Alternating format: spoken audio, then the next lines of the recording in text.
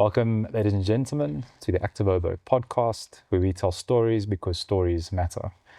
And man, we have a story today.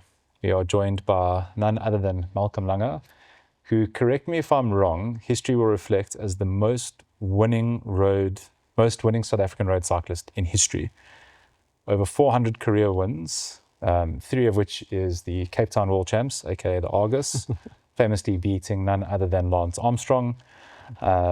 One of the few people that has a legacy living on present day. Brendan asked me earlier if you're worried about your 3 Argus wins being taken out by your son, because he's already chalked up one. So a unique perspective, an incredible history, and a story I really look forward to delving into. Malcolm, thanks for coming. Awesome. Well done, Dave. I love the podcast, and well done to you too for putting this on and showcasing cycling. It's exactly what we need. Step in the right direction. And we're going to probably go down memory lane, but I can't wait. I'm absolutely dying to go down memory lane. But thank you. It's our pleasure. We'll keep trying long and hard. Yeah.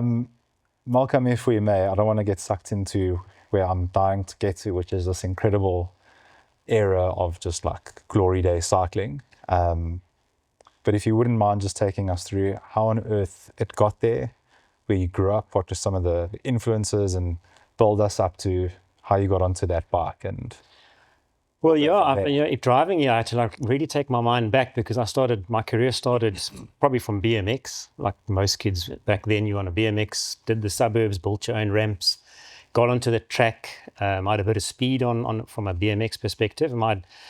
A friend of mine said to me, "Just get on race bikes." I was like, "What's a race bike?" And he was like, "No, man, it's got bigger wheels and it goes fast." And I thought, okay, well, my boot had one, and he was actually a pretty good bike rider, but then he wanted to jaw more than he wanted to train. So eventually it just didn't work. And my dad was also a bike rider back in the past. So the bike was hanging in the garage and it was way too big for me. And I'd ride and, like proper high saddle. But I thought, gee, this thing really is cool. It was quick. And so I got into it. Then I joined Cresta Wheelers, which was like a fun club back in those days, and had A, B, C, D, E groups. I think I started in E, then you worked your way up, and it became quite competitive. It's kind of like the groups you've got now. And then my dad worked for NCR for, I think, 48 years, and he had a friend there, Mark Spencer, who also raced, also from the east of Joburg. Okay. And his dad was Jack Spencer, and he said, "Bring your son to some racing." Okay. I thought, racing? So now we go to the next level now. Like, what's racing? So I took this bike, and I had North Star tackies, and I had tracksuit pants cut off. So I thought I was like a really cool cyclist. But my old man was like, "It's an expensive sport. You first prove yourself." So, and I got onto the start line. And in those days, we had such a great structure. Like we had Southern Transvaal in those days. So we had Southern Transvaal school cycling. We would compete against Western Province, and all the provinces would get to eventually have meetups through the year. But Southern Transvaal at the time was really well organized in the sense they had Krishna Botha and James Botha's, and they took hold of the schoolboy cycling. And when I mean schoolboy cycling, we would have 200 kids on the start line. It was pretty much like the XCO scene now. We're talking under 13. Wow. Yeah, under 13, under 15. Okay. We then had what they called juvenile, junior, amateur. That's how it was set up. So road. Completely. All road. Mostly mountain bike didn't really exist then, so it wasn't really it was probably more like a BMX than it went road. Okay. There wasn't gravel back in those days. So, I think that's kind of how it started on the road bike scene. And then we'd go there and we'd have a hill climb. Okay. Once you've done the hill climb, you go straight into a criterium. And then they had the age categories. So every weekend there was racing. And school organized. Schoolboys. That is nuts. Yeah. Okay. So, which is kind of what we're trying to create now. We sit, because that's where your talent is. That's where it starts. You get older and you move on. And so we then got to schoolboy cycling. We would have interprovincial, which means all the provinces got together. We would have Eric van Enter, which was a big meet, which normally be by Gariep Dam. Okay. Sometimes it was in the Cape, sometimes it was in Joburg. They hosted it and we'd travel. And so it was like a proper league, proper setup. And then you would have your national champs, which like they are today, that hasn't changed. Okay. So you had that. And then as you moved up the ranks, there was obviously the professionals that we looked at. So the professionals was like the Southern Sun Mnet teams, Top Sport, Panasonic. We had TV4, I think, was a team. Peace Force was a big team.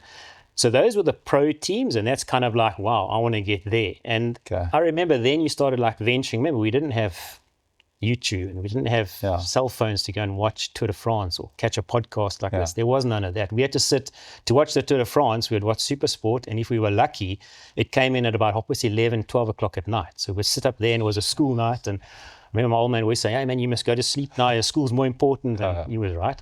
But you would sit there, and that's how you watched the Tour de France. And Greg LeMond to me was my idol. I mean, him, and locally would be Willem Engelbrecht, which sadly, he passed away.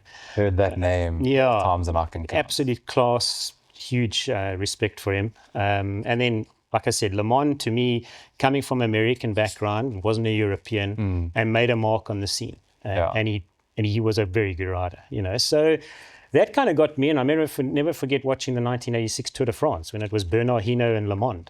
And that duel that they had, and they were in the same team. And, so that kind of really got me into the sport. And he made cycling cool. He came in with the Oakley sunshades. I mean, you look at those glasses now, everyone wants them because they were those factory glasses.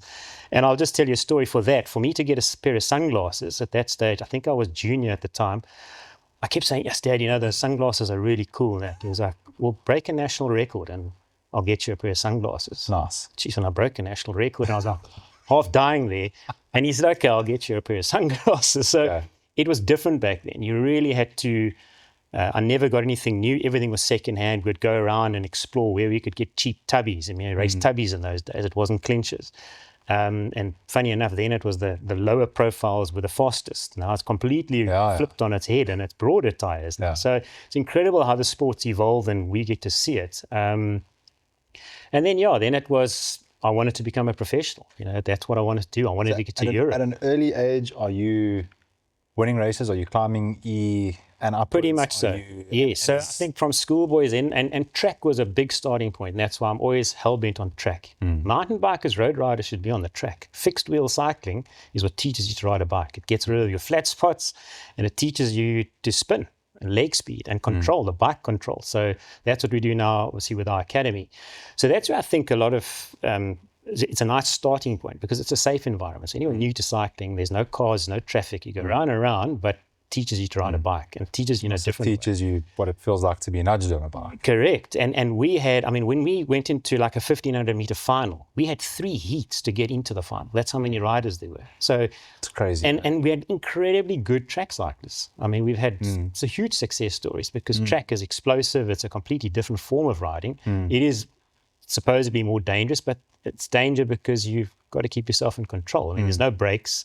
It's fixed wheel. You can't brake. You can't freewheel. And there's a relatively low cost barrier as well. Very low cost barrier. So anyone can get into it, which is kind of what we're doing now with the Shift Academy. But I think going back to that, that's kind of where that's where I see cycling needs to still evolve. We've got all this talent, but we need to get more in. And unfortunately, XCO has taken that market because parents do believe it's safer. It's way more expensive because you've got to look after the bike. Barriers. But look at the talent that's coming out of that. The problem with XCO, to my opinion, is it bottlenecks. There's only 4 or 5 that can actually make it to the next level. Whereas road, you've got teams that are 30 guys, if not more. So there's more opportunity to get into a bigger team, a bigger setup. So I think back when there was an opportunity after school to get into a pro setup. When I mean pro, I hear pro all the time. Pro is when you get paid a salary and it's your job.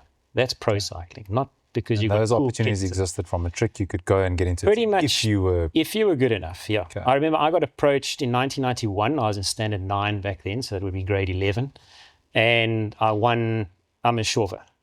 And I beat Willie and I beat Andrew. We got in a break. Overall, elite men's. I was 17. What? So everyone was like, "Wow, who's this kid?" And I was like, "Yeah, that was cool. I beat Willie." I just remember 3 of us got away, and I think Willie thought he had it. Andrew was an older, wily old Fox pro, and he kind of I think he kind of wanted me to beat Willie because Willie was, not arrogant, but you get a little bit, you'll win every race because you're good.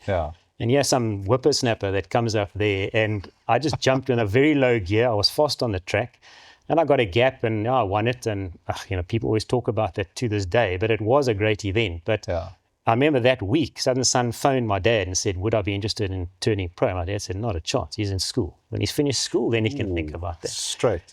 Did he tell you got that phone call? Yeah, he did. I was angry. I was like, "No, come on, Dad, I can do this." And those times there was no homeschooling. It was either school or no school. And looking back, it was the best thing ever. I mean, there's no way you know what to do in life. Sure. You need that school to just give you the basics. It's my belief. So yes, I got through schooling. I turned that, my dad turned it down for me. But it also inspired me to race better. So then I got into smaller teams like Lange back in the days. John O'Connor, I know you've chatted to him. John O'Connor was like the older guy and also was sort of in Lange, and Roberto Ganudi was a teammate of mine. Johnny Carides was our manager back in the days. Incredibly good riders. Clive D'Souza, he's living abroad. And you got into the setup and you just had to grow up. I mean, there was no like... Is this not still in school? This was kind of getting out of school now. So this was kind of like probably matric, kind of after school. But my deal with my dad was if I got my matric, you'd give me a plane ticket to Europe. And I was like, okay, because that inspired me. Now, you as an individual have made your mind up. This is going to be my This is what I want to do, yeah. So my parents and that are kind of like enjoying. I mean, obviously I had a good innings. I mean, I won a lot of national titles on the track. I broke a lot of South African records. I won a lot on the road as well, because that's really where I wanted to go, was road cycling. Okay. And being fast helped you to finish off races quicker. But I didn't want to be a pure sprinter. I mean, everyone comes to me and it's like, oh, Malcolm won. It must have been a bunch sprint. It's like, no, there was only 5 of us left. Yeah. So I was... What did you want to be if not a sprinter? So I enjoyed the bunch sprinting. I mean, I could operate because of the track, but I prefer to get stuck into the race. I like to get into gutters and break the racing up and I'd rather win out of 12 guys than win out of 100. So to make a break, to make it split tough. it up. I enjoyed it to a tough race, yeah. Okay. And then, got to Europe, got an air ticket there. I didn't know who I was staying with. I didn't know how I was going to survive in Belgium, but it was like welcome to the army, basically. You got to... So Dad honoured all these deals with you? Yeah, these deals. Yeah, it was kind of like, she said, no, you get your matric and then I'll give you an air ticket. No buts, no ifs, no just Dad, I did it. Yeah. There's the ticket, done. Okay. Off you go. So in 1993, I flew to Belgium after sort of cycling in South Africa, always winter and April in Europe. So you kind of go, I went in about middle of April. And that was it. No clue. No idea what you're doing. No, I kind of had an idea. They said, no, come over there. The South African, remember there was no... If we were lucky, we had a fax, or we had a landline. So you had to find a ticky box and put coins in, and it went so quickly. And you're trying to find people, and you get stuck at an airport, and you're coming out of South Africa. It was Jan Smuts Airport then, and you land in Europe, and it's like, jeepers, things happen here. Because on my own. Epic. And they had what they had in those days. Obviously, they had clubs and the teams that would look after you, because Belgium is really where everyone's got to give a shot. If you want to be a bike rider, you've got to go to Belgium, because there's an infrastructure. Still today? To this day, yeah. Okay. That's my opinion. That's where you learn to ride. Doesn't mean you have to stay there, but it teaches you to ride a bike. Yeah, Byron had a lot to say about that. It was very interesting to hear, because he's present day. Yeah. And he's been through, I'm sure you know his story well. Yeah. And he was saying I asked him what now seems like a very foolish question, which is like, what is the watts per kg you need to kind of be in the running there? And it's just like, it makes no difference. You can have 7 watts per kg and you're not going to win a race. You'll come stone last. Yeah. You've got to learn how to ride a bike. You've got to learn how to hit a bend. You've got to learn how to massage this insanity that is a bike race. And Correct. He couldn't make a winning career out of being there, because it didn't suit him, and he went on, and we all know where he is today. He's doing great things. But that's where you learned to ride a bike and deal with performance-based cycling. Yeah. True back then, was that? 100%. It's life on and off the bike. And we would go for sessions where, it wasn't about like, I'll fly home quickly and fly back again. You got a ticket there and you got a ticket back, and your ticket back was 6 months later. That was it. And you would look in your suitcase and say, gee whiz, I've still got another 3 months here. Whew, it's going to be a tough one, But in Belgium in those days, you would have 10 races to choose from every day of the week. So if there was a race that was 20 k's down the road, you would pick it, go there, you pay for your number. When you bring your number back, you get 70% of your money back. So it never really cost you money. Then you started making money, because there was always sort of like a betting on the side, and then guys would bet and place money. I eventually, my first season over there, I was pretty good. I won 7 races to start with. So that was like, wow, Maybe contextualize how difficult that is, because I've now sat with a few people here, and you don't go to Belgium and win a race. No. If I think about some of the people that have raced with you, that we've had on and not had on, like people just anecdotal, that's the one thing that comes out. Like beating Lance is my personal favorite, because for lots of different reasons. But they're like, no one goes to Belgium and wins 7 races in their first year. Yeah. Not today, not then. Yeah. That was the standout. That was like, this oak's got something. Yeah. There's something special there. Yeah. I didn't expect to do that. Could you contextualize just how difficult that is? It is hard because your first race you go into, you hope you finish because you get in there and you cannot believe the speeds you're doing. And then the speeds have increased. I mean, we can go on about, yes, the science has got better. Technology definitely has got better because I've noticed our bikes have evolved from our prehistoric era to where they are now. The bike I'm on now feels like an e-bike. Yeah. You know, so I think back then that was the way you survived. So eventually I got into... I got sort of noticed in one of the races, and a family kind of like adopted me there, and I'm still in contact with them. They're almost in their 80s now. So they looked after me, and they said, no, because there, if you're a coureur is if you're a cyclist, you get looked after, but you got to be good. Like the community will just take you in for the passion. They take you in. So I stayed in that far away little town called Eeklo. That was my first town. That was my first introduction to it. Nothing much happens there. It's just farming. So when you're not training, it can be a boring spot because now you got to find. And if looking back, hindsight, could have been a better opportunity to maybe start studying stuff, maybe doing courses. Okay. I do believe that could have helped. I mean, I'm happy with the way things have turned out, but for youngsters out there, don't neglect that because it's a window period of your life, and then you're going to go back into the real world, and that's like hits you in the face. You know, I was fortunate; I managed to make things happen. But just to harp on that, but a lot of kids go there and they get swamped into the cycling thing, and it takes one bad crash, bad injury, don't get over it. You know, where are you? People forget about you pretty quickly. Yeah. So and that's what I did. It was 92. I've kind of just go back. That was Olympic year. So there was the first time South Africa was announced back into the Olympics, and I had to compete a lot on the track. So I went for the track and I went for the road race. So that was in 92.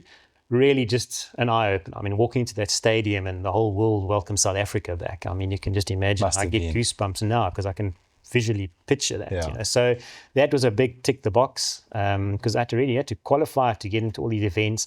And I remember SA Track Champs, there were 7 races and I got 6 silver medals. I didn't win one of them. And everyone was like, geez, is Malcolm actually going to go to them? I couldn't believe it. Every race, someone just pipped me. It was like, what happened, you know? Yeah. But I hear 6 silvers. I'm like, wow, that's amazing. No, it was quite weird. Well, before that, I actually won 8 gold medals at the Greenpoint Stadium, and that was from pursuiting to match sprints to kilometer bunch races. So I won literally every single race, and that was as a junior. So it wasn't like completely really young. I was probably 17, 18 then. Okay. So relevant, and track was in those days. It was like I said, you had 4 heats to get into a final. And then 93 was really my introduction to Belgium. Did I love it? I can't say I loved it. It was incredibly hard. You know, living there and looking after yourself, still competing. And then, so it was 93, 94, 95. Every year I went back. And it was 5-6 month stints every single time. And same family looking after you. Pretty much it would change because then I got in touch with Marian Polanski, who had a big affiliation with South Africa. Because back those days, we still had the Rapport tour, we had Allied tour, we had 4 local tours in this country. So he would come out and he was a big fan of Robbie McIntosh and all the old boys like Atkies and all the guys that rode in that era. So I was a youngster coming into that era and racing against them as well. So they pushed you. They pushed you to a different level, which closed that gap on Europe because they were really good riders. You know? And also because of apartheid, it kind of pushed us out of it. I mean, I got to ride for I can say it now, the Belgium national team with Axel Merckx and them under a fictitious name. So they changed the naming so I could actually ride the Tour of Belgium, which was really cool. We rode the Tour of Austria. Because of the apartheid, you just would never have been allowed to. No, it was different. When I arrived in Belgium, they said to me, "You white?" Yeah, I'm white. Surprise! Yeah. So I suppose they couldn't check your WhatsApp profile picture. There was nothing, and they were quite shocked. And then the whole thing. Then I went every single year, and every year you would just go to sort of a different level of racing. And then 94, we still had good racing. But 94, I'll never forget, Rapport Tour. We had 2 national teams, A and a B. We were sponsored by Old Mutual. And you had to fight to get into those things. I was in the B team, and then I remember Douglas Ryder was in A, and Blaine Wickner, and really good riders. I mean, Moolman Velgemoot, they were in the A category. So just to give you an idea of what racing was like then, locally. Please. So, like I said, we probably had 5 professional teams. Riders were paid to ride their bikes because, these days everyone says I'm in a pro team, but they get a set of kit and it's not really their job, but it's not their fault either. But that's where we need to. That's where it's gone. No one should just be a pro team. It's got to be categorized as a pro team, in my opinion. So yes, we had opportunities locally, but obviously you wanted to make it. We all have aspirations to be world champions. We want to make it the best on the world stage. That's where you want to be. Sure. You see the lifestyle and, hey, I can do this. Yeah. And then we went 94. I still went back to Belgium, rode for a lot of we rode big races, Niedersachsen Tour. We had a national team at the time there, South African national team, and we represented in all these categories. So we had a setup there where Marianne was sort of trying to help us evolve as South Africans there, Robbie McIntosh. And at that stage, Cycling South Africa, we used to call it Cycling, it's a SACF, Cycling South African Fietsrij, whatever it was. And they said to us, get to Holland, Germany, and we all stayed in Cologne with a guy called Guido, and Guido was going to look after us, and they're going to be giving us, we've got R1 million sponsorship. And we just get there. Geez, we thought, okay, well, things are going to be good. We get to Germany. I remember me, Doug Moolman, and Mark Blewett. We slept in one room for about 3 months. Adventure, you go crazy. Yeah. And nothing really evolved. You were getting told that you're getting bike and it's going to have your name on it and all these incredible stories. So it was always a fight, but I do look back on it and we were really the pioneers. We were the guys kind of setting a mark, doing well in big races. Okay.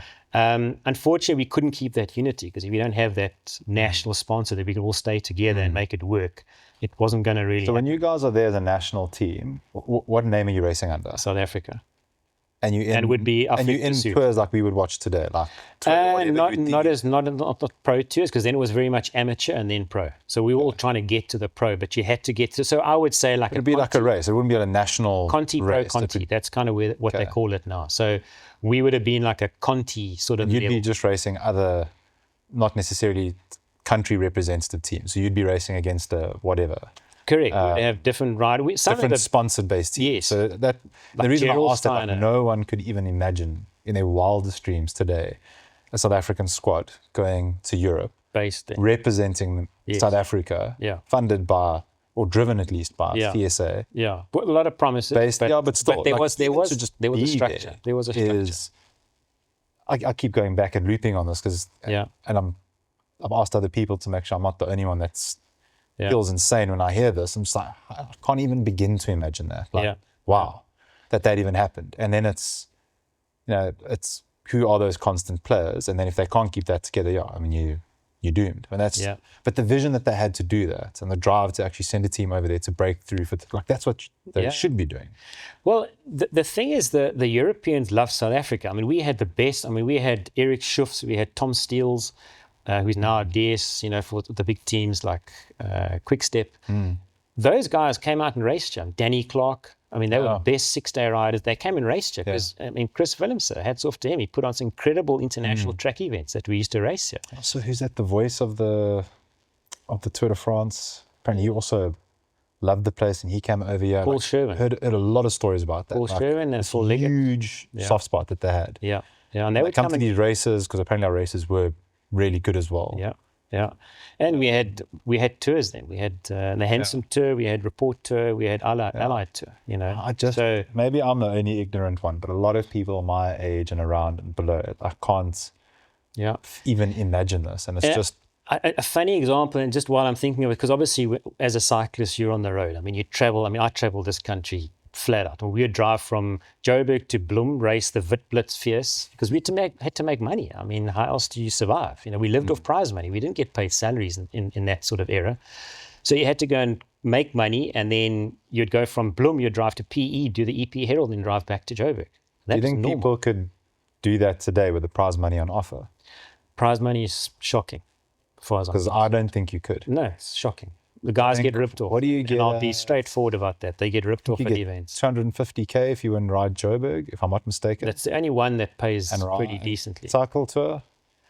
I think it's 45 grand for a win. Yeah, that's... Yeah. So if you won that every month, you wouldn't be able to get by. Yeah. So, and you remember you got teammates to split it with.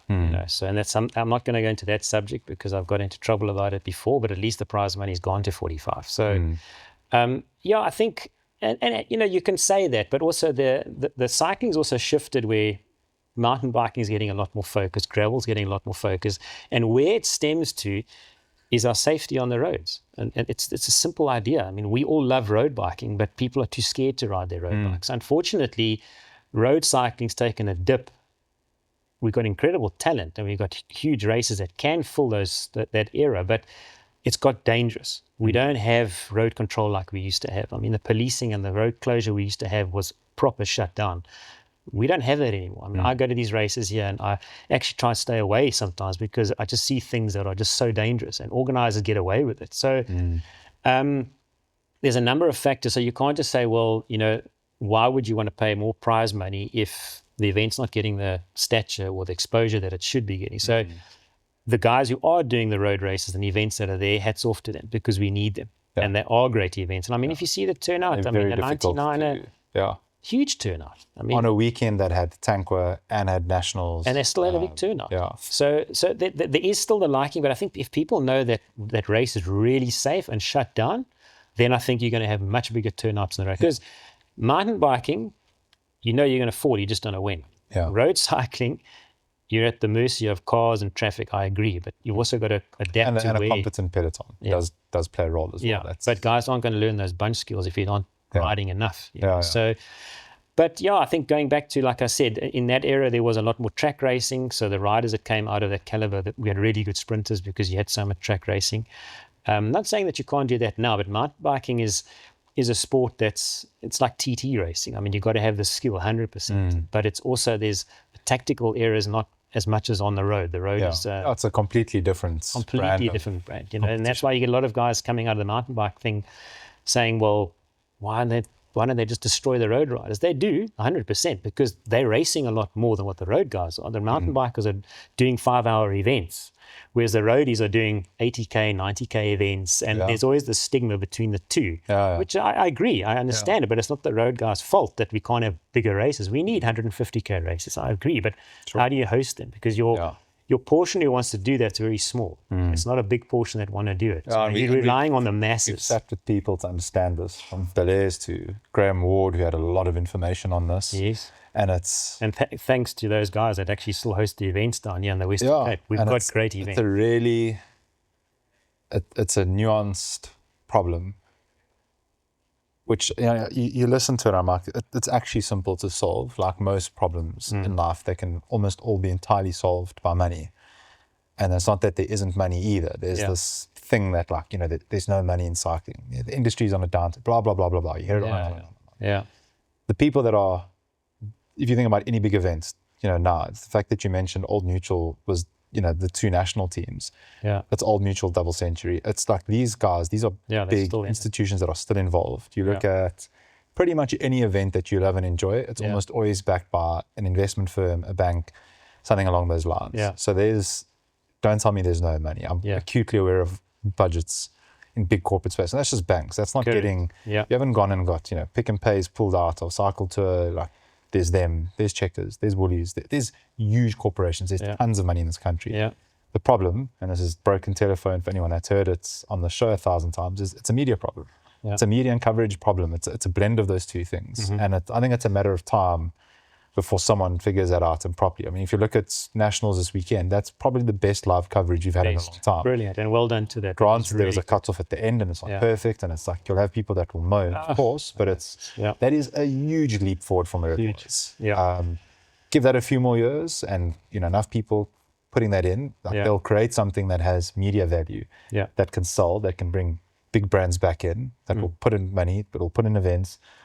You'll then have other big brands wanting to put teams together to go and compete in these things, and, you know, it will flourish again. I feel like that is a guaranteed end result, like that's going to come. It's just, for me, it starts with fix the media problem, so that when you go to a corporate, and I know that you know this because you've dealt with teams, you've run teams, you've had to put 6-figure budgets in front of people, the question's always going to be the same. One, obviously, they're always passionately involved, so it gets you a little bit of, gets you in the door. How do I measure my return? How do we extract value from this?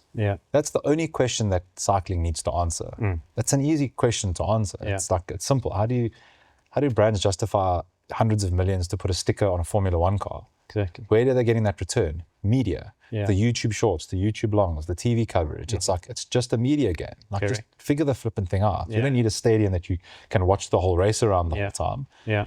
But let's get some GoPros. Let's see some bar bashing. I think that's it. Well, look, what I'd love to do beyond what we're doing now with the DSV Shift Academy is cycling needs to go back to being safe.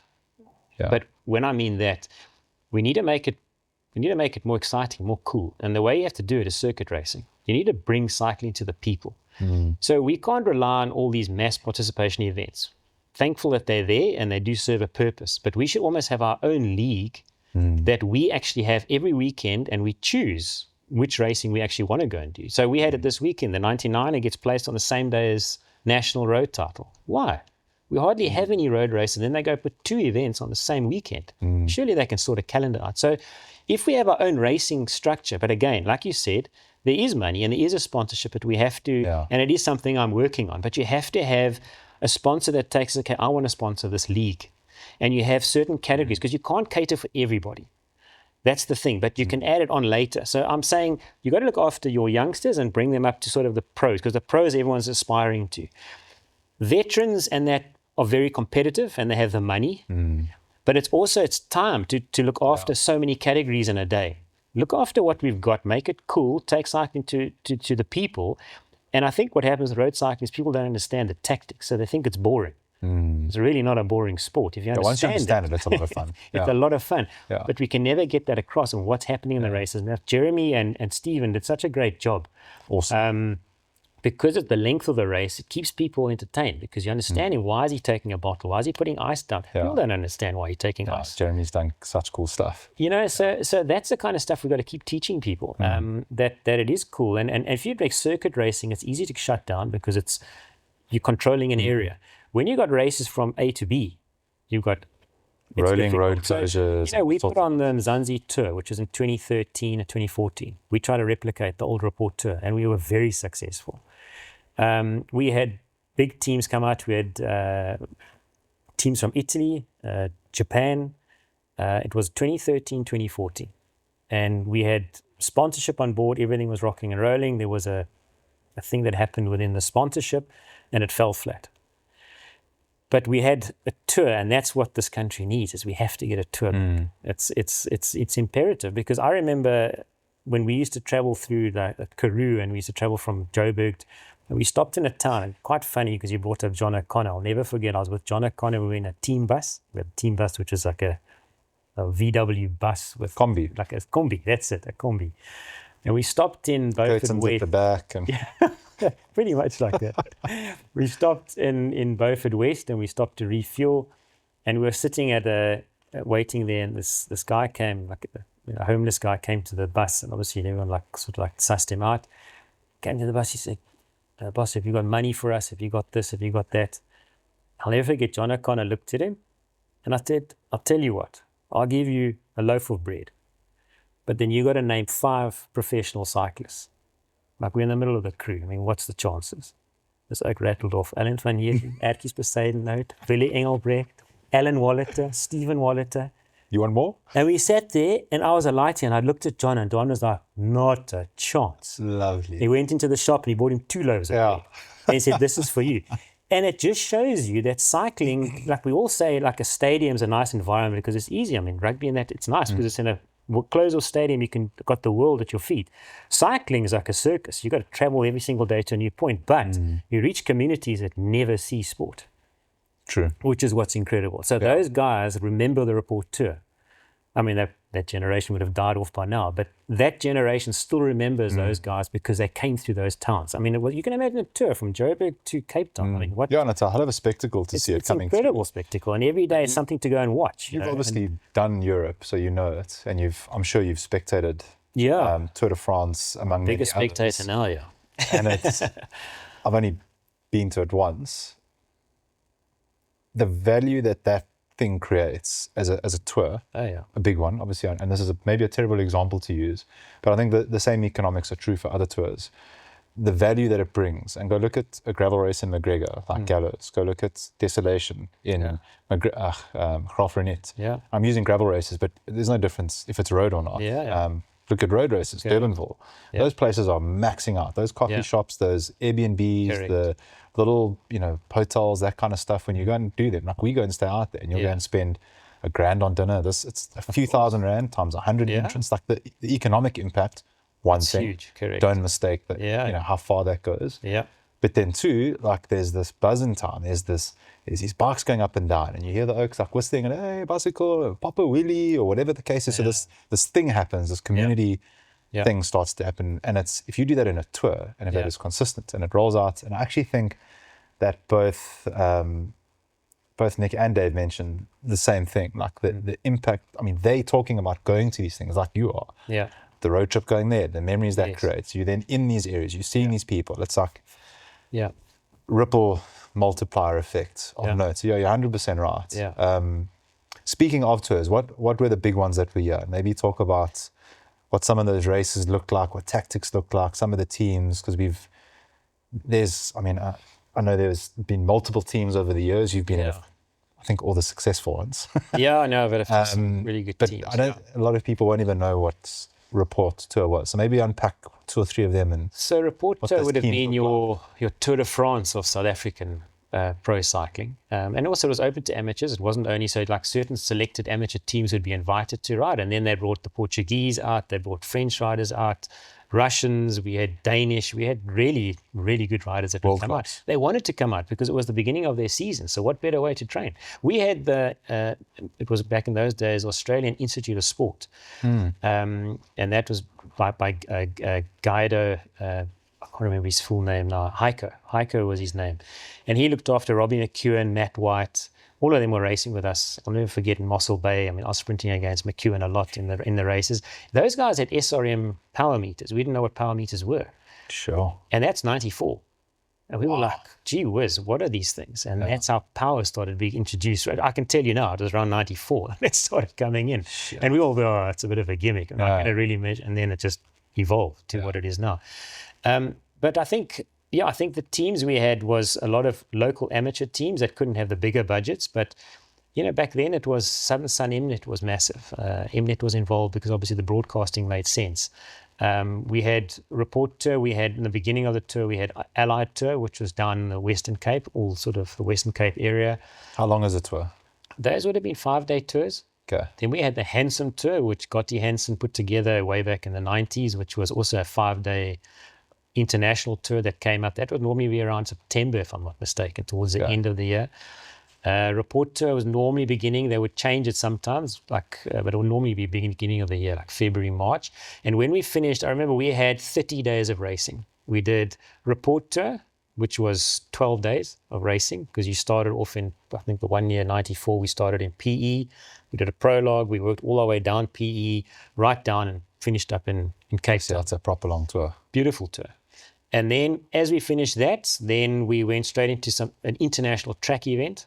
So they would get the guys down here, because then we were going to Cycle Tour or Argus in those days. Mm-hmm. But just before that, we had the Giro del Capo. Yeah, exactly. Which Dave Valliers put together, which was, I'm so sad that it's gone, because that's what we need back. Yeah, because we've got so many people coming in to see the Argus. I've always said, if they could, the pros should almost race on the Saturday, because you've got so many people down here. Yeah. It would be awesome to watch a proper pro event and make it into 150K cycle tour. Oof. That is a damn good idea. Imagine going up Signal Hill and changing the route a bit. But how they would do it with traffic, I don't know. But these are big ideas. One day.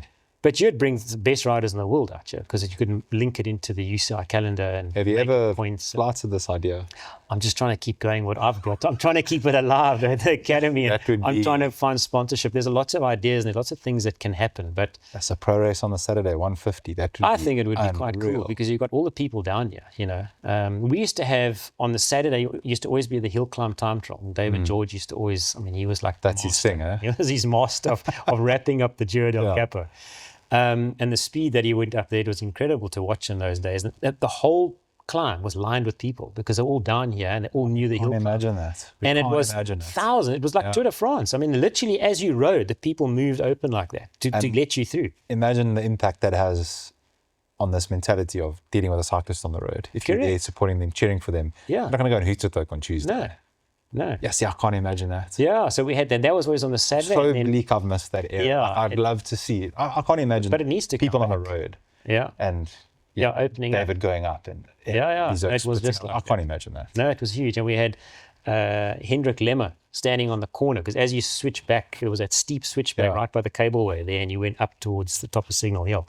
As you turned there, he'd be there with a microphone, and then he would intro who was coming up, and you'd talk about their career, and you'd have a bit of a joke. It was like a classic sort of a, comedy type rider.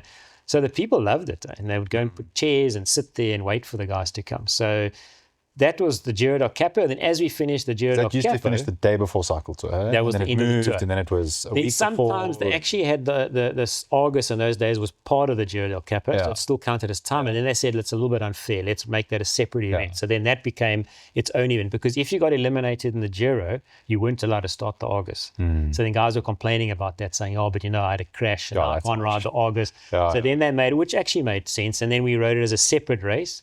And then...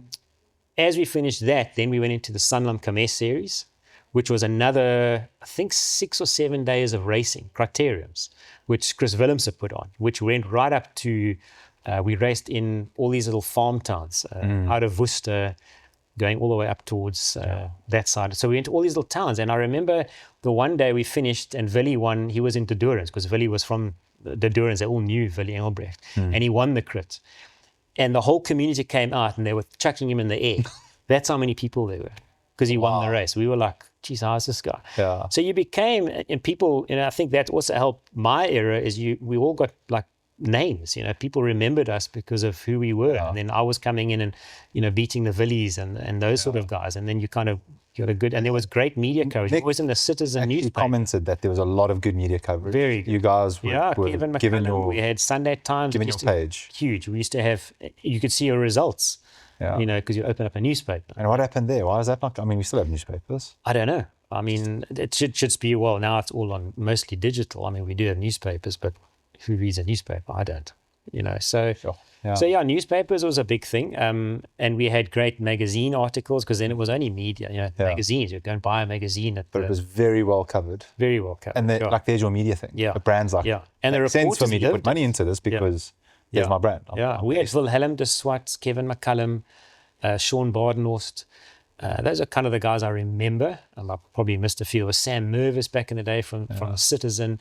But they would come to the cycling track and watch every single event and knew what was actually going on. So they lived it. They understood the tactics. They couldn't just make a comment and say, well, that's what I'm saying. How can you say that? Which you see in European coverage. Like you see that there. Like, you got to understand it. On the whole, they are. Yeah.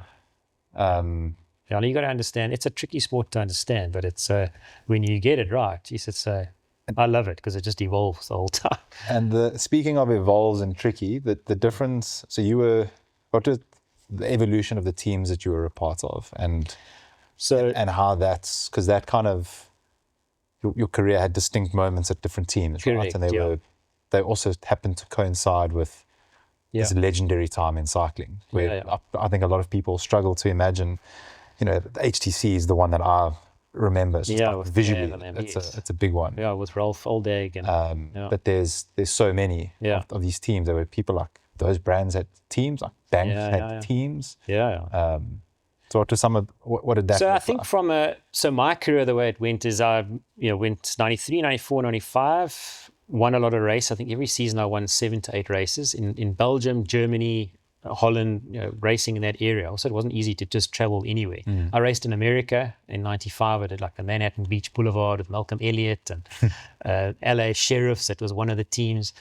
And then I came back, 96. I got my first pro contract, which was RDM, was a local Belgium team. And they gave me a ride. So that was my first introduction to riding with the big guys. That was all the classics I rode.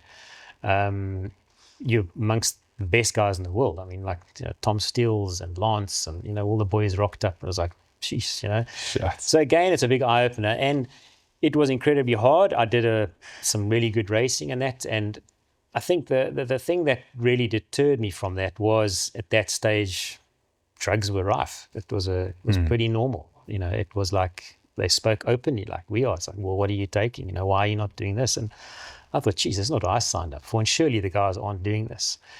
And then you started learning more and more about it, and you could just see it was like racing motorbikes in some of the races. You'd be like a 50cc on the line, and they're like 1,000, But and the bikes were the same then, and it was deterring trying to make it as a European, as a South African in Europe.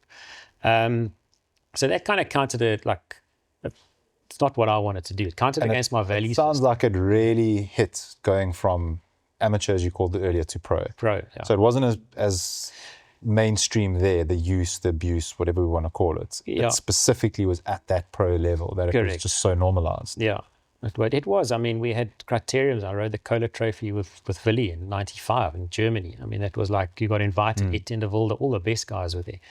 And it was rife. I mean, they made capsules literally in front of you. It was like, geez. And where was the water and all of that stuff, if it was so right? That only started coming in later. Then they started realizing that there was a problem in the sport. Look, when I came back and I spoke about it, people were like, you can't make it there. You're soft cock. You can't do it in Europe. And I spent 6 years trying to make it. And you get to a point where, okay, I love the sport, but I've also got to move on with my life. I'm not going to try and follow this dream and move to that level and take stuff, get caught positive, and then the rest of your life is that also becomes a question of your integrity and your values. So it was my value system. That's what I believed in, and I didn't want to go further with it. And then I came back to South Africa, and at that stage, I think cycling really started to pick up. When I mean pick up, you could get to all the events where lots of people showing up. Cycling started to go through quite a big boom. So that would have been 99, 2000, 99, I rode for a company which folded, and then I had to go and find a sponsorship. I was studying at Damlin at the time, a marketing course, and then they didn't have money to pay for the course. And it was quite and we had to live off our prize money. No, it was hard. And then I approached a company called HSBC. I stood up in my class in Damlin, and there was a girl sitting next to me, and I said, look, can I just have 2 minutes from the lecture at the end? Can I just say what I do and what I really want to try, and if there's any company that would be involved and we want to start a team and this is the coverage you can get. And she said, you need to come speak to my boss. And I didn't know who HSBC was. I was like, HSBC? I don't even know what it is, That weekend was the Malaysian Grand Prix, and it was sponsored by HSBC. And I was like, talk about timing. Wow, that's a big sponsor. Yeah. And Andrew Moyer was the CEO at the time. And he took me in because I didn't have a sponsor at the time. And I said, look, my ambition is to get Neil McDonald. I want to put a team together at the end of 99. He said to me, all right, for us, and we'll talk about it and see if we can get it through. And we try to put something together after that. And then that's how HSBC started. I won quite a few races. I was a national champion in 99 as well, which helped. I nearly ended my life on the Rapport tour with big crash, but I got through that, won nationals, won a few big races, and then they said last minute, was like December, I'll never forget, like Neil was about to sign with Minolta and Nick was asking what was going on. I said, guys, just give me another week. I promise you I've got this thing. And then they came back, and I think we got 500,000 Rand was our entire budget, which is, I mean, some guys probably have salary these days, you know, and that was our entire budget back then. Is that a lot or a little then? A little. Okay. It was enough. It was enough to survive. Budget for the team, the guys paid a salaries, decent travel, salary. races. Yeah. Okay. That was it. But we had a bus, which we took from another team, and we rebranded it. Oh, I made it work. Okay. And then Why I rode are you doing this? Why? Because you're I the still race had, winner. yeah, but I had this dream. I didn't want to give this up. I loved it. I loved the sport so much. And Europe just wasn't working out, and I wasn't going to hang around waiting to see if things are going to get better. And what at that time it was rife. And then the things I said all came out in 2013 when it was announced, you know, what was actually going on. And it got, you know, they locked pinned it on down. one person, but Pinned on one person, but it was happening. Yeah. My only criticism of the way that went down is you vilified a person and everyone else got off. Yeah. Where like institutionally there should have been a greater criticism. I don't know. I'm not alive in that era. I don't know. And it's like, cool, Blonde's got what was coming to him. He's still fine. Yeah. Don't kid yourself. Yeah. And everyone else kind of was like, thank God they got him. Yeah. You know, it's like, there was a more systemic problem there. And I think that the lack of criticism on that maybe could lead to it rearing its head again. Yeah. My personal belief. Anyway, that aside. Yeah. So because this is also an interesting story arc that a lot of other people speak about comically and in an appraising way. Like, Malcolm's the fixer. Like, he's the guy going out there pitching big I mean, to go and pitch a bank and to get them on board to giving you R500,000, I'm like, shit, that's balls, that's talent, that's like, for them to buy into that. Yeah. You don't see cyclists running around going and getting R500,000 sponsorship deals and then put a team together, draw everyone in. Like that's a team manager, no? Yeah. And then happens to know how to sprint and form a break and go like that's an interesting role to play. Did anyone else in that industry at that time as a cyclist fill a similar role, or were you quite unique in your ability to do that? Douglas was, but Doug had stopped riding quite a bit before that. He was working for Microsoft at the time. Okay. And that's where the story kind of leads on. So HSBC, I was there for 2000, 2001, 2002.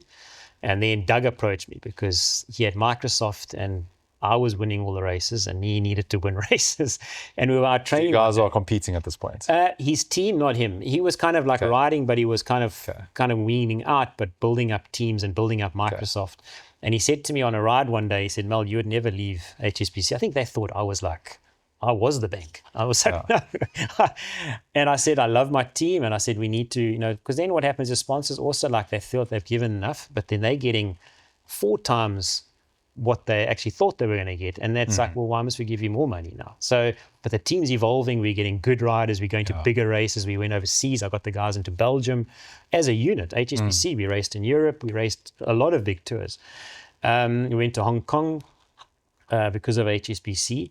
And then Doug approached me. He said, would you be interested? And I was like, well, yeah. And then he sent me a decent salary. It was quite a bit more. And I was like, I don't want to give up. I loved racing with Nick. And those were my wingmen. I built that team. Didn't want to move, but also that part of my life, I went back to Andrew Moore. I said, Andrew, I've got this contract. I don't want to leave HSBC. Can you match it? And then, I'm happy. And he said, well, if you don't sign today, then go ride for Doug. And I was like, wow. So it was kind of like, I had to do it. It was that step of my life I had to move. Then I rode for Doug for 5 years and won a lot of races from them. He then obviously built on MTN. Did you move over to there? Yes. Your wingman? Nick and them stayed at HSBC. And how did that go down? It didn't go down well. Okay. No, I think they guys signed up Jamie Ball at the time, also fast sprinter. And then I was, so there was a lot of, so there was so much rivalry. And that rivalry must have been. No, it was huge. Wow. It was. Every race was like, you like looked at each other and there was no talking. And then HSBC, I think, went for another year after that, or maybe 2, and then they folded. And then I rode for Doug, and then Doug and I, obviously getting older, so you start to clash quite a bit. And I could see his objective, and I knew I was going to get booted out because I was becoming the older rider and also helping to set the teams up. But where was I going to go? And he never wanted to have that conversation. I said, well, I'm not going to sit waiting because something is going to happen here. And that's when I then started MedScheme. And I moved away from Doug, and he wasn't happy about that. And that's another big super team. That's another big... Yes, but the sport needed it. We couldn't have... So Doug created an incredible team, and hats off. Doug's really good at putting things together. And he's put together MTN. He took the best riders. I mean, I remember when we started in 2009, and I had a big thing because now I had my team and I was going to stand up for it. And I am pretty vocal. I'll say what I wanted to. And I said, Cycling South Africa can't allow him to have 14 guys on the start line. And we've got 6. I mean, it's just, how are you supposed to win against 14? We did, but it wasn't easy. And then we had to say, no, you need to break your team up, have 2 teams. Because, and I'm still standing that South Africa should never have teams of 10 riders. Because I've had those sort of teams. When your team gets too big, I'm talking on a local front. I can tell you now, if you've got 8 riders, 4 guys are racing, 4 guys are sleeping. And that's every single weekend. So those 4 never get better. Because, that's okay, he's in the break, I'll just park off and do what I need to do. They're never getting better. If you've got 5 guys, and that's what happened with me, Nick, Jock, Jock Louis, those are the boys back then. We had 5-man teams. Everybody's accountable. Everyone's... And if you get in a break... best you win from that break. Because when you get to the bus afterwards and you're cocked up, you get to wear some questions to answer. You would wear what you call a Lotto hat. A Lotto hat, so if you did something foolish, we had this terrible hat that was in the car and you had to go to prize giving with this terrible thing. So we had a lot of fun in those days. I mean, I've said to all of them, the best days of my life was riding with the likes of Nick White, Jock, Louis van Wyk, Jock Green. We traveled this country, and exactly what you said, it was like survival mode. But you look back and say it's probably the best. Got to be some of the. That's how you grew up. Yeah. It taught you so much, you know. Was Nick White a good lead out man? Yeah, Nick was incredible. He was so calm, and to this day, when you talk to him, like Nick, are you ready, China? You got to win this time trial. Oh, should be okay, eh? The teenagers. He goes and wins a stage in the milk race. Teenagers would say he's a nonchalant Sigma or something along those lines. No, incredibly just calm. So calm, so humble. It's I remember, 2010 was... he was a good lead out, man. I needed to ask the person, because he would have led you out. Yeah, no, Nick was... A good couple He times. wouldn't be but he would start setting it up in the front, because you obviously get guys in the team that don't want to get mixed in the mess. I mean, it gets quite psychotic in the back with elbowing and crazy stuff. So could never. He would normally get it going from quite a long way out, and then... But Nick would always be if I was in a break, and that's how we often operated it, is that if Nick was in the move and I was in the move, Nick could win those races because I would put in a hard attack, guys would chase, and as they caught, Nick would counter off that. I mean, that's 94-7. I think 2010 was the last year he rode with us at Metscheme, and then he moved into sort of working with Cycle Lab, and that was his last race, but it was a perfect timing. I remember we had 4 guys in the move, and I just felt right. I said, Nick, now. Yeah. And we just knew each other. Yeah. And he hit it like that, and I could see no one could go, and he had the gap. And once Nick had a gap, couldn't bring this oak back.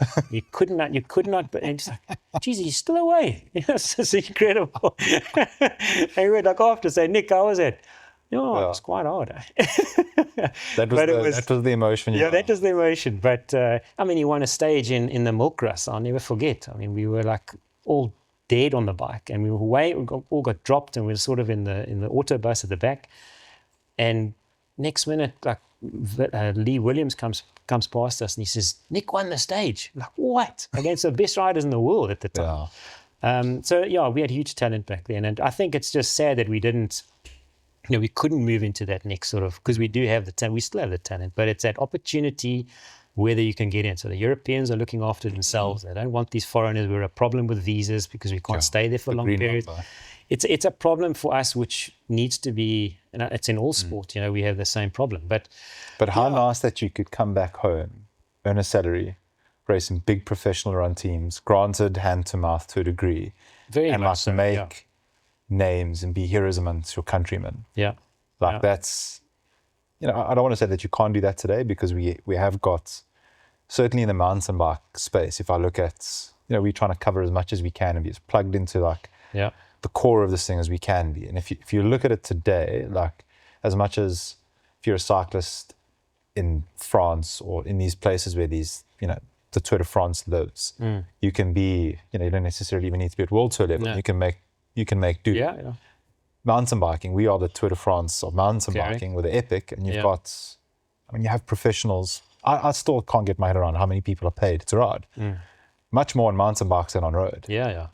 I mean, I don't know, maybe on one hand, I could count the people that, I don't actually think there's anyone fully road dedicated that's paid to ride as a professional. I'm trying to think now. Because Tyler's not even all the time at the moment, right? He would be one of. Yeah, so I mean, there's very few that are... I don't know who's getting paid. Your day? We would. The whole team would be getting paid. But you had an MTN team. Yeah. What the fuck? That's crazy. Scheme, a team. Yeah. And they... Yeah. I mean, I would argue more than anyone what it took for these brands in terms of their financial investments and their return. It was hard. I mean, so again, it goes back to it kind of like you would build up, and then you would get to a point and say, no, I'm out of cycling. I've got to get on with my life. I mean, Tyler was born, you had to start making something with your life. I couldn't just live this dream anymore. I had to start doing stuff. And then, like I said, HSBC started, and then you kind of got an idea on what they wanted, and you started learning, going into boardrooms, because the access you have to get into a boardroom because of your personality was great, because they wanted to meet you, the person. We do that now, but a lot of guys wanted to see you, and then afterwards, no, we're not really interested. It's like, I can tell you now, there's 90% that's of my meetings are like that. Okay. And then the 10% you might get right. But you got to understand how to put it together, because yes, it's all ROI. And the coverage we got when I started the Metscheme, and then I was approached by RCM, which is a big institution based in Cape Town, Piet Viljoen. Piet approached me, he said, Mel, I love what you've done on the road. could you do something like that? I said, I'll tell you what, I've got 2 riders that are getting older in the road scene, and I think they'll be really good mountain bikers. And that's when I put Waylon and I put Neil McDonald on, and they went and won Joburg to see the first time ever on a mountain bike. And that was introduction of RCM. And then RCM evolved. I was looking after, Eric Kleinans and Ariane, and, I put that whole team together. Then after that, I started Ascendus Health with Robin de Groot and Jenny and all of them, So, I love doing that. I love looking after bike riders because I know what it takes to be there, and now I can also help them. So we created this sort of mediating company where I could look after the riders and I could look after the sponsors, because when you put sponsors and athletes together, it's not going to work because they're here today, gone tomorrow. Yeah. Someone offers them something better, they're gone. I had to handle that. I had it many times where guys just wouldn't sign. It's like, guys, here's your contract. You sorted for next year, just sign. And then they'd go to run to Douglas. And I said, Doug, and Mel's offering me this. And Doug would sit there, okay, I'll give you $2,000 more. And then him and I actually spoke. We said, the more we do this, the more we're killing the sport, because all the guys are going to do is just become complacent. Because once they signed a contract with me, it was a proper employment contract. So I was then governed by unemployment. If you basically, I couldn't fire anybody because it was the Employment Act. You had to have proof, you had to have hearings, and only then could you dismiss a rider. Even if a rider was caught positive, you couldn't fire them. You had to go through this whole process, and you had to pay them for those 4 months. So I've also come through an era where riders did abuse the system, sadly. And I got to a point where I didn't want to work with these prima donnas and egos anymore, because it was, I know what I did to get there, and you didn't have to be like that. It was all about, are you going to give me more? Are you going to give? And it's like, what did you do this year? No, I won 4 races. It's like, geez, I used to win 20 races in a season. Getting harder, but still, there's less teams. Why can't you win more races? Oh, but this and oh, but that. So, and then you had to hang on to them because they were good riders and they kind of got the exposure. And then you're also trying to bring in the youngsters, So I think when Doug moved his team, he wouldn't have seen on a local front the hole that was left. It was a void because he took all the good riders out. Now you're left with, how do we keep this thing alive in South Africa? Because how are we going to keep the talent there? How are we going to get the next riders to feed into his team? And that's where I fitted that role, because it was kind of like, okay, well, that's a big team there. I need to build guys here, and we'll still compete against them, and we'll try and beat them. That's Med Scheme now. That was Med Scheme, and then it became Bonitas, because Bonitas took over. Because Med Scheme wasn't commercial. You couldn't buy Med Scheme. It was a holding company. So then they decided, well, it's not working. Let's do Bonitas, and Bonitas loved it, and they were in for 5 years with us, and we did really some great things with Bonitas. So that obviously they get to end of the expiry that they got out, and then I started DSV, the mountain bike team. At what point is your career racing? I stopped in 2011. And with which team? Bonitas. Okay, so Bonitas was my last race was Cycle Tour, and it was Tyler Day and me second. We got 1-2 for Bonitas, which was an incredible finish. That is and I thought Tyler Day and winning big races to end off your career. And Tyler was the youngster coming through the ranks, and I really felt like he's going to take over be really where I fitted in as a rider. And it got to a point where I was riding, but I was just riding on my talent. I couldn't hurt the guys anymore because I was so busy with the teams, going to sponsorships and this and that. I don't think people realize what I had to do. And you're living on a knife edge. You sign 3-year deals, but a 3-year goes like that. You're still trying to get them to envisage what you're trying to create. It's like you're trying to build this, and you're trying to build the sport. You're trying to help the sport. And fortunately, I have incredible, magical people that have always been in my life, that share the same passion, know what I did, and also love the sport, and kind of get my angle on things. I just think we've got to take a step back to go forward. And guys want to put these teams together now, and I'm saying, but you didn't really have the riders. We don't even have enough racing to put a team together. So I'm saying, how can you put these teams in? Unless you're doing, we had to start focusing on mountain biking and road, because that's how we generated more exposure, because the road scene started getting less and less. And I was like, well, how are we going to show those returns? And then the mountain biking started picking up. So then we started mixing it. So I think that's where we've gone from the road scene now, is we need to have more events. Once you've got events, then we can find sponsorships. They're going a little bit cart before the horse at the moment. The whole thing is very chicken and egg situation. Correct.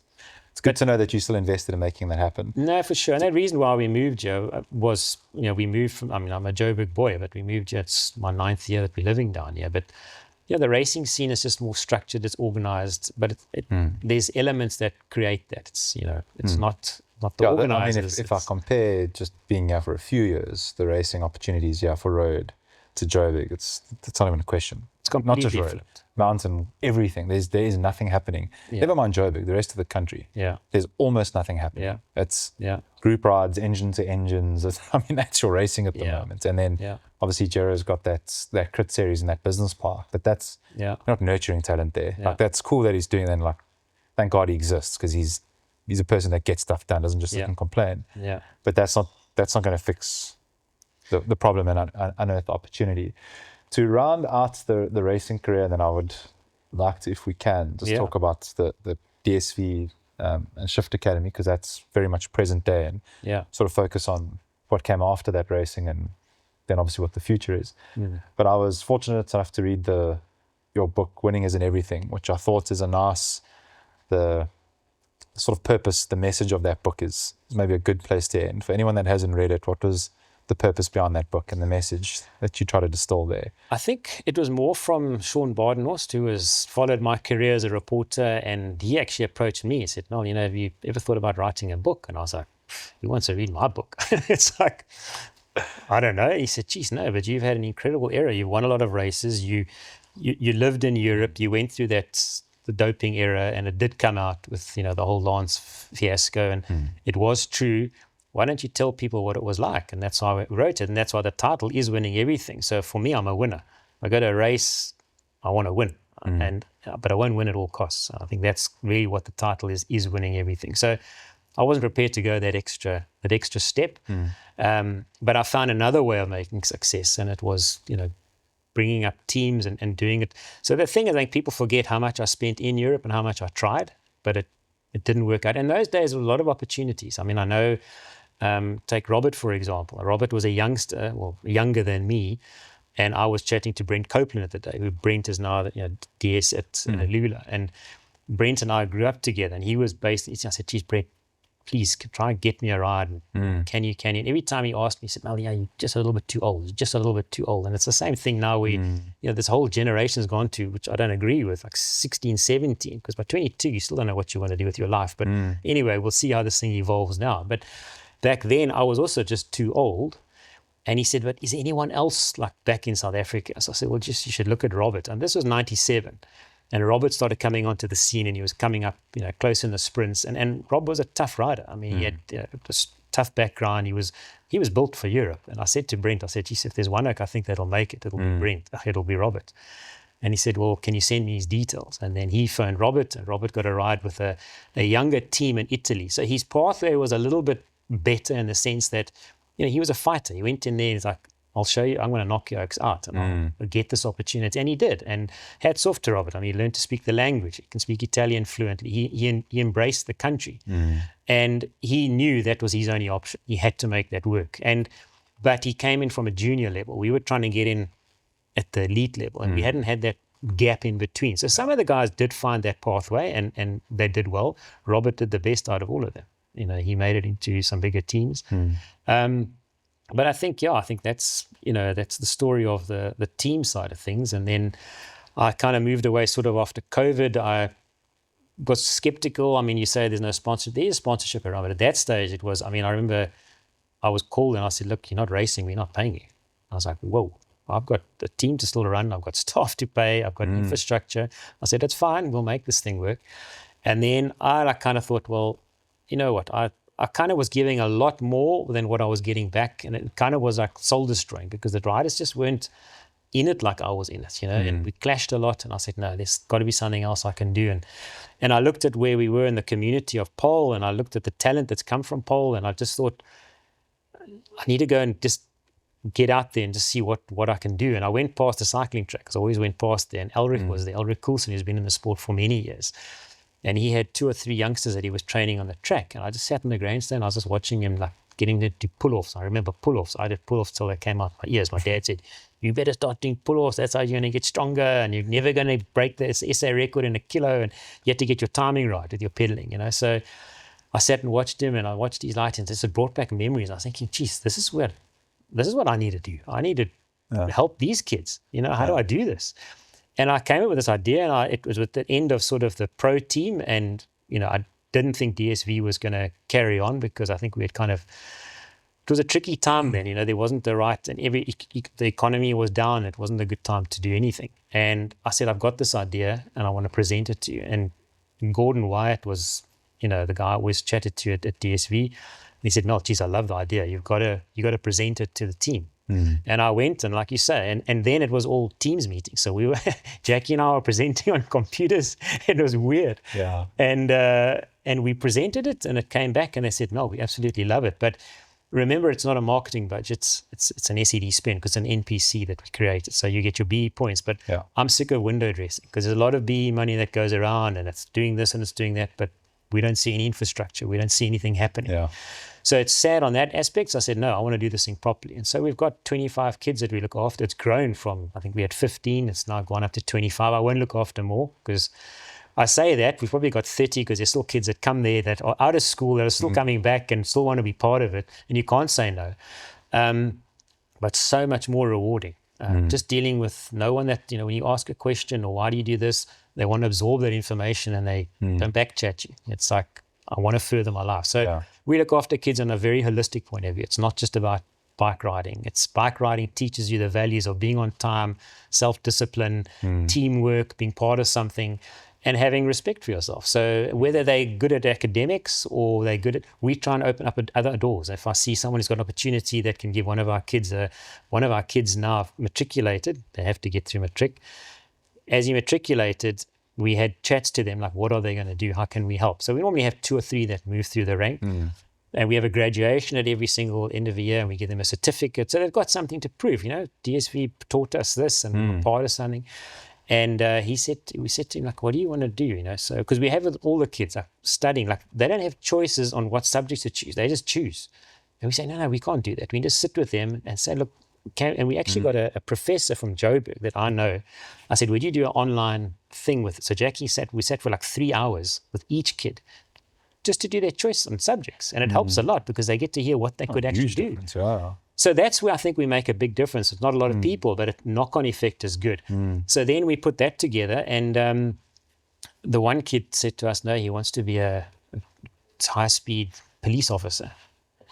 So high-speed police officer. I said to him, you probably just you want to drive a GTR. And he's like, I do want to drive a GTR, but that's what I want to do. So now I'll go back to Drakenstein, and I've already had meetings with some of the guys. So behind the scenes, those are the kind of things I'm doing. So I'll try and open doors with people I know, and I've got very close to Drakenstein community. They love what we're doing. I mean, I've invested in 6 containers now. It was when you had 3, we've now gone another level up. And again, it's partners and people that have helped me, that believe in sort of my vision. And I can only say thank you to them because, they see what we're doing and it's real. It's not sort of make believe. It's like you said earlier, people want to see ROI. Yeah. And that's, I suppose, you could argue the ROI of a child having some sort of purpose and a place in the world. Yeah. Significantly outperforms winning a race. Way more. Way more. And the brand obviously sees that value because they've been long-standing. I mean, as long as I've been engaging with you here in the Cape, it's been a DSV thing. So they've built real brand equity there. Like it's not, it's the Shift, it's not the Shift Academy, it's the DSV Shift Academy. Correct. And that's proper brand equity that they've built there, which is not easy either. No, it's not easy. And at the end of the day, being an SED spend, we don't really have to give exposure. But I want to make it a professional team. I want it to look professional. And that's why people look at it and they say, gee, but that doesn't look like an academy. And then they look quite good. I mean, that Cheer Vita kit. Cheer Vita love doing what they're doing because of what we're doing with the kids. And we've got beautiful kit. But I went to Cheer Vita. I said, look, you've been part of the pro teams. This is a bigger one. You've got 25 kids. There's a lot of bodies to put clothing on. Yeah. And they all get 3 sets of kit. And Freddie said to him on the start, he said, no, I love what you're doing. Just let's put this thing together. So that was another, you got to find all those other elements of sponsorship. But they can see the benefit because we take the kids to Cheer Vita. We show them how the kit's made. I mean, most people just get it in a packet, put it on, gets torn, I want another one. Who makes the kit? How does it get sewn? How does it get sublimated? So we took all the kids there and we show them how that gets done. So those are the things we're doing on You don't know, there could be a career path there. Career path in Chivita, we took them all to DSV. I mean, I've never been into the warehouse. I've been to the one in Johannesburg, which is Johannesburg thing is nuts. Phenomenal. Yeah, it's crazy. It's absolutely amazing how logistics, how things move around. And they went in there, their eyes were like, they were gobsmacked. And then immediately they had their little groups, and the girls would talk then. And the one girl said, no, she wants to get involved in computers because it's not just about logistics. If a computer fails, who fixes the computer at DSV? It's a huge ecosystem. So you're faced with challenges because they have got opportunities to work at DSV, but to get from Paarl to DSV is a problem. I can't travel every day with the kids to get there. So we're looking at other opportunities because that really completes the circle. You start with kids and then they move around and they move back into a job. And that's what DSV want to get out of it. I just want better people in this country. That's really what I'm about. And cycling teaches them that, and sport teaches you that. But a lot of it gets abused, because the money comes in, but I don't know where it's going, So lots of question marks there, no doubt. Yeah, we do. And I think, I'm always on the strive to make things better because we have got incredible kids. I mean, we had one of them on your show a little while ago, Faraz, great talent. I mean, he was with us for 3 years. Wishing him all the best with where he's moving on. We've had kids go race. I mean, we had Santino, who comes from a tough background, and I mean, he went overseas. We got crowdfunding. We sent him there because what people don't understand is DSV Shift Academy. We look after the kids up until matric, and then they need to move on. So now this year, I've come up with another great idea, I think, is we've merged with ASAP, which is a professional setup. So I can hopefully now put 2 riders into a professional team after cycling. So that was because I always wanted to put a pro team off it, because then the kids have got a nice, you go from an academy and you pass straight into the pro team. I haven't got that part quite right, but I spoke to Carl. I said, Carl, you've got a great little setup here in Cape Town. You've got the same values I have. I can try and find you the development arm, and then we put 1 or 2 riders. So hopefully next year we might put, and we're looking at a Yahya who's really rode well, that he was silver medal on the road. These kids come from nowhere. So had we not been there... You're giving them dreams. We're giving them the dreams, And at the same time, yes, I want to build on cycling. I want to have more races for them. I want to have criteria. It could mean ASAP build something that no one can compete with as well. Because if there's no one else looking for nurturing and securing that talent, there's no reason ASAP doesn't become that Cape team that just wins everything. If it is such a whittled down field. So presumably there's some value for. I mean, we've got some kids. I mean, there's one of our girls as well. She wants to be a medical doctor, So that's great aspirations, but be part of the academy. And there's no pressure. I don't put any pressure on the kids. They get results. We're happy. This last weekend, they all got results in their own categories. We got silver and a second medal here. It's fantastic, and I'm happy about it. But it's not like when I was running the pro teams, like, guys, geez. So like if that isn't there, we're not winning 50% of our races. We better start jacking up, I remember when we raced different pressure back in the day, how hard it was back then. I mean, I remember we rode as a pro team and we got paid a salary. And I remember Doug saying to us, if we don't win 50% of our races, we get 50% of our salary reduced. It's like, geez, if there's 2 races in a month, you better win one. It was hectic, and it happened, That'll galvanize. And that pushed, and that was and that's what I'm saying. When the teams got bigger, you would have, unfortunately, you're going to have the complacent guys that would eat the other guys. They're in the break. Okay, cool, I've done my work. That's why I say don't make teams too big, because it's not for South Africa. Keep them 6. We had a discussion on the managers team. That we got a managers chat, and the guys talk about it. And I said, guys, don't make teams bigger than 6. And then the guy said, but if you want to go Conti, you got to be 8. So I agree, 8 maybe. 8's a push because we don't have enough racing. But then you come to like Cycle Tour, and then you have some teams on the line that are like 14 guys, But then you got pedal power versus like South Africa. So then there's that sort of a whole 2-hour podcast on its own. It's another podcast on its own. So sadly, that's the way it is. You just got to deal with it. But if you create your own cycling league that's professional, that you have proper racing, then you can implement all those rules, Is there some clues as to what the future might be, which is kind of where I wanted to move to next? DSV is obviously a firm part of the future plan, where you'll be, where your energy, time and emotions are invested. But this cycle league, is there some whiffs of a future opportunity there? Can't help but notice there might be something. There's lots of ideas that go on up here. It's all day long. I mean, you can ask Jackie. I think I drive her insane with all the ideas I've got. But it comes down to sitting down and structuring what we can do. So I'm trying to get the academy to where I want it to be. I still got to, what happens with a lot of these sort of sponsorships, They come in for 1 year, like we had Oryx, for example. They got in. They don't understand the sport. They love what we're doing. And then they're controlled by a French company. And the French company says, oh, no, we must put that money into, they call it a charity. Now we must go into another charity. And they're saying, but geez, we just got brand recognition on the kit, on the cars. We're getting there. Now, whoop, we don't have a choice. And now they get pulled out because this is not a sponsorship spend. It's an SED spend. Yeah. So it's tricky because, we can't stick with that charity. But DSV, I'd like to say, is they're cementing what we're doing. We want to keep growing with it, but I need to find a few more co-partners that are a little bit more long-standing with us. Then we tick that box. Then yes, I want to get into putting to some. So we're working on a lot of other things. I can't really say it's going to come off, and I'm not that kind of guy. So, we've got this going to happen and that. I And it's don't a tough have gig. Nothing comes easy. No, nothing comes easy, but we've got great access to routes. And I also say, like national champs, I watched this last weekend. Putting a race at altitude costs a lot of money for people to try and be at their best. I mean, I know, for example, Tyler and ASAP, he had to present it to Cole to say, look, I need to go stay up in Joburg. I rode 94 last year. I went in the day before. I couldn't breathe. I need to spend at least 2 weeks in Joburg. And that's the reality. Altitude is a massive factor. Who's got the money to base themselves for 2 weeks at altitude to go ride a national champs that you might do well in? How do you tell a sponsor that? And look, hats off to Ty. He did 2 weeks there on his own in Clarence with a couple of teammates and taught them a lot. And he pulled off a very good result. But I'm saying to help people, rather put them at sea level, put it at Durban or PE or Cape Town. Get that nationals down here because guys can't base themselves up there. And fortunately, the roads and that, you also got to know where you can stay. It's not conducive anymore. So from their perspective, I'm sure it's nuanced and I'm sure it's super complex. Yeah. But it also feels like it's been there a while now. I think it has, and I think they're looking at other opportunities. I've also sort of chatted to Greg a bit and said, Drakenstein would love to host something like that. We need to every put it race there. in Cape Town's that side of town. So it's a good base. Yeah, and you've got to make it safe. Yeah, because you've got undulating terrain. You could even do a hill climb. You could introduce that into. Imagine I suppose the Harleys will complain the cost of getting to Cape Town. Well, the way things are. You're never going to keep moment, everybody happy. Yeah, I know. It's prohibitive. But it can also go to Durban. It can go to Durban. It can go to PE. It doesn't have to. Oudtshoorn was a good one. Oudtshoorn's a good event as well. It was well run.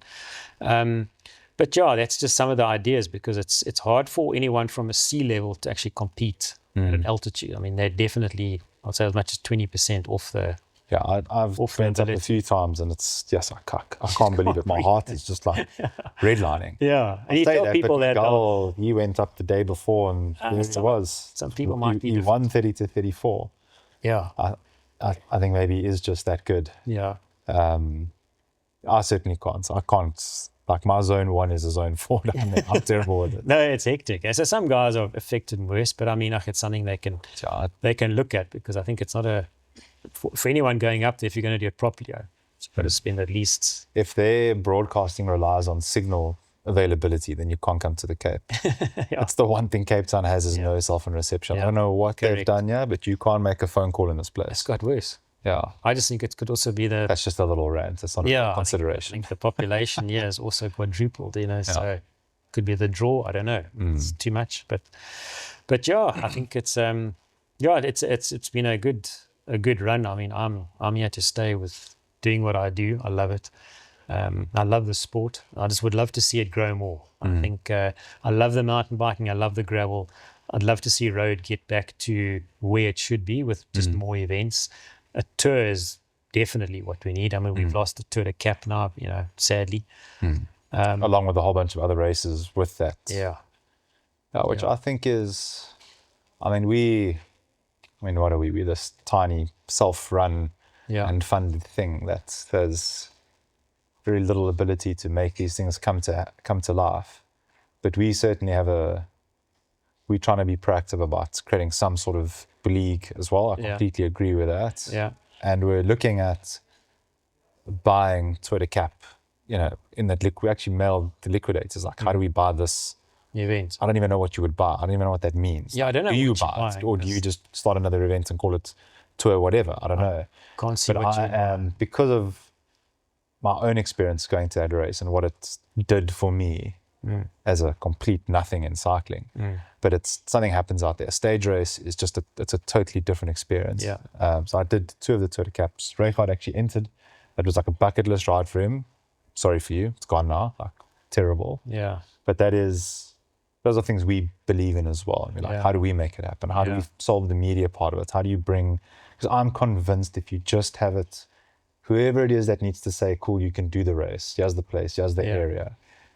Go and run one. Do the media job. Film it, produce it, make it, like do a proof of concept.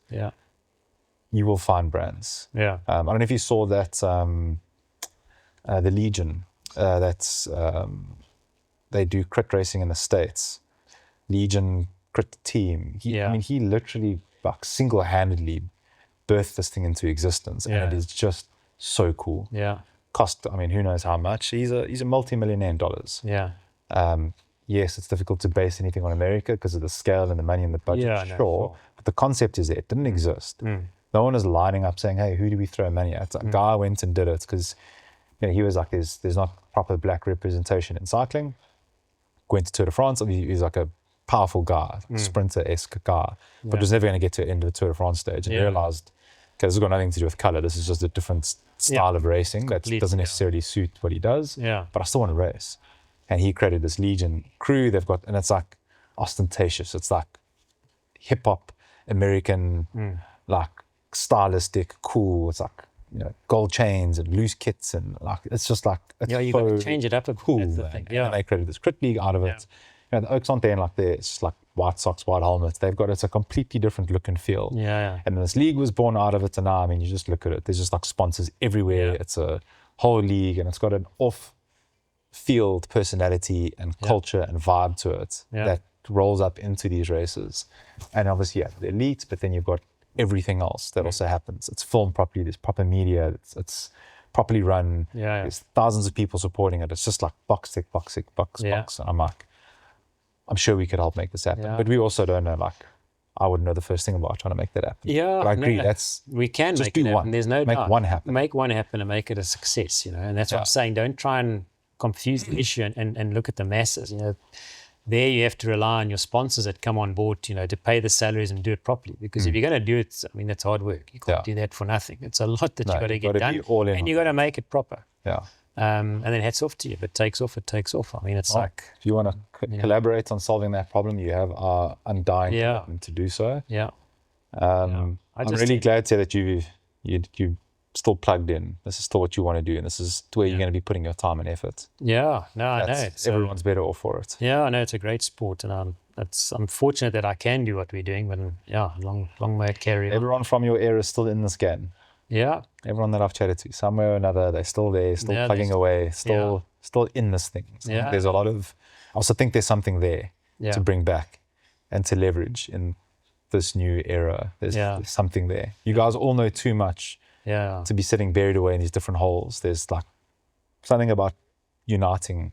No, I agree. And it's also, I mean, bring the Golden Girls back and put them out there. And there's something there. And I honestly feel that that watershed moment's coming. It's like it's just there. But it's going to take someone that goes out there and takes a bit of a risk, takes a punt, puts the effort in. Get someone on board, backs it, and. That's why, I mean, I want to definitely look at that, but at the moment, I just got to get my ship sailing properly. I mean, we're doing a great job and things are fine, but I need 1 or 2 keen corporates that can help DSV with what we're doing and make it better. That's always been my motto.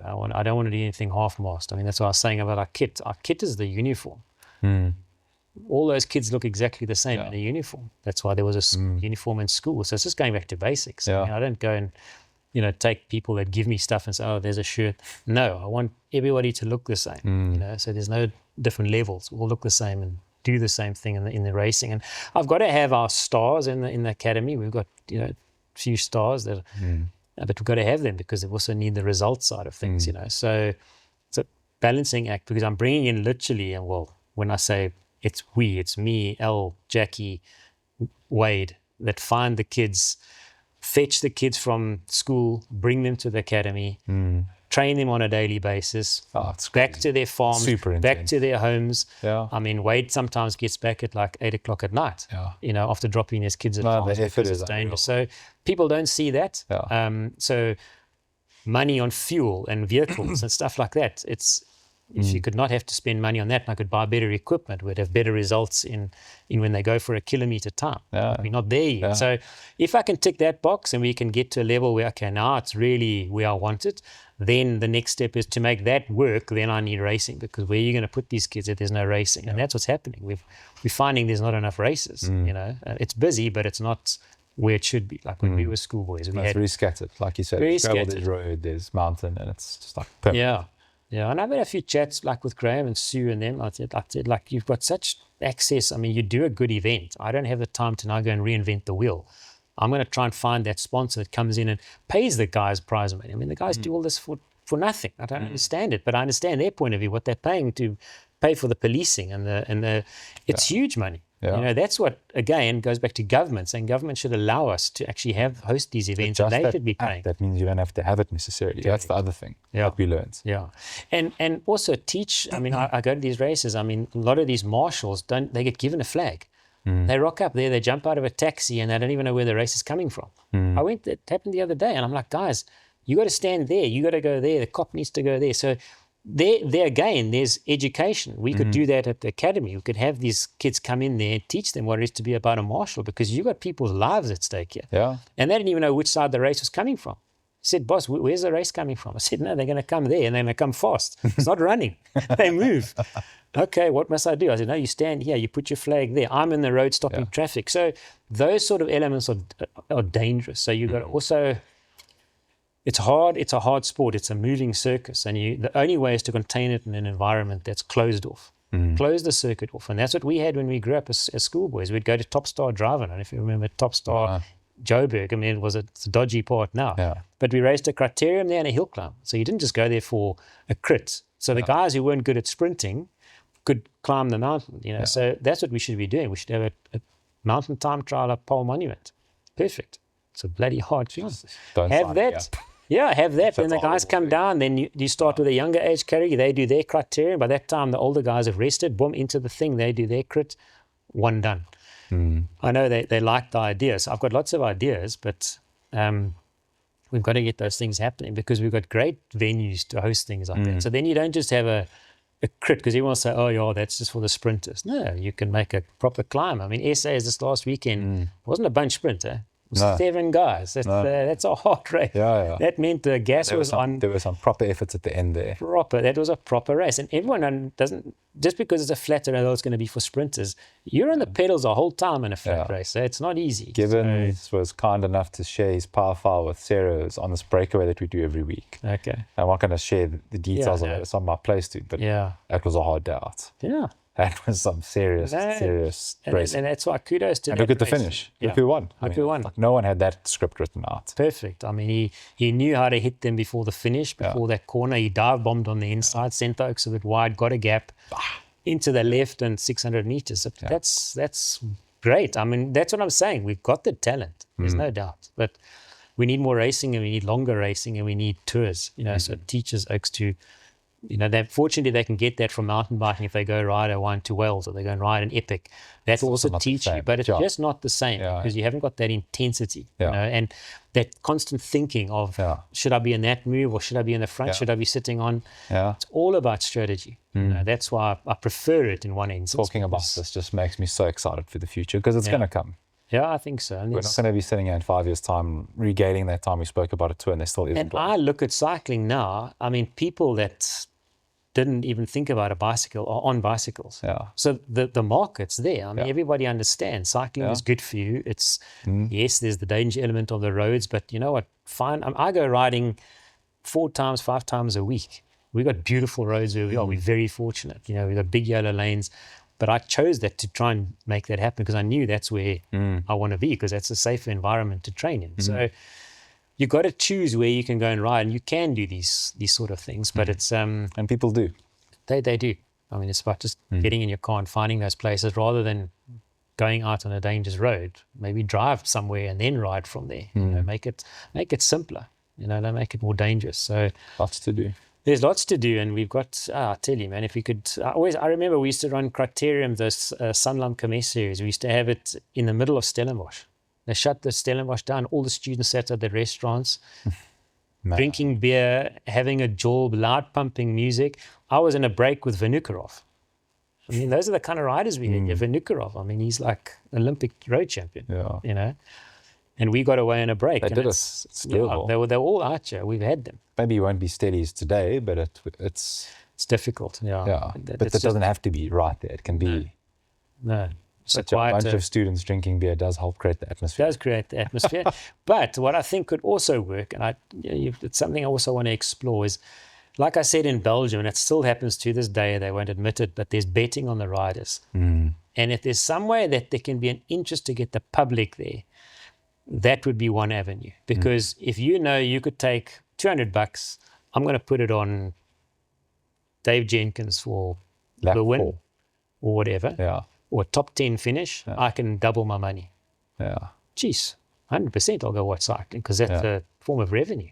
Oh, that's So they did it in controversial Japan. Play, but why not? It is controversial, but I mean, it's also, Hollywood Bets is putting a lot of money into sports. Yeah, Keirin, I don't know if you know about the Keirin racing. It was also track racing, but it's like the Japanese. So you get, I know JP Van Zyl went and did a Keirin race. They get paid huge money to be a Keirin rider. It's almost like indoctrinated. You have to be in a special area, and the guys come to watch the track, and they're betting on specific riders. And that was the whole Keirin series. And the guys made lots of money who were betting, and the riders made a lot of money who were doing the racing. And it's a full-on Keirin. Keirin still exists. I mean, there's a whole little town in Japan. I was there. I raced on the circuit.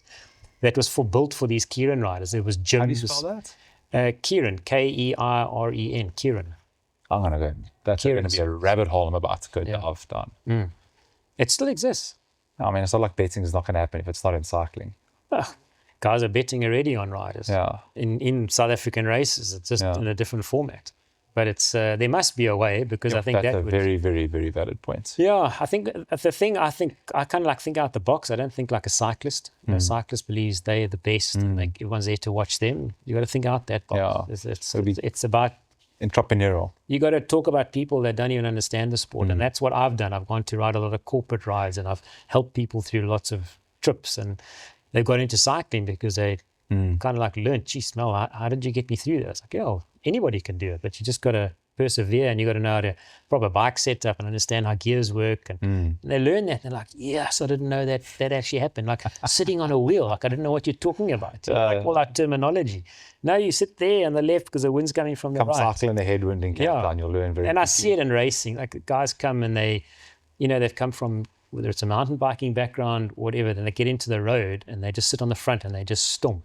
Yeah. And that's like not the place to be. And then they don't understand. Don't tell them, leave them there. Yeah, I don't know. Why did I get ridden off? So, I can tell you why. Maybe do this next time. And yes, I did it. I learned. And so there's a huge gap to teach people just how to ride a bicycle in the peloton, But I think it's a beautiful sport. I just love it. I think all the stories and we've got some incredible talent in all aspects, right across from gravel, mountain biking, road.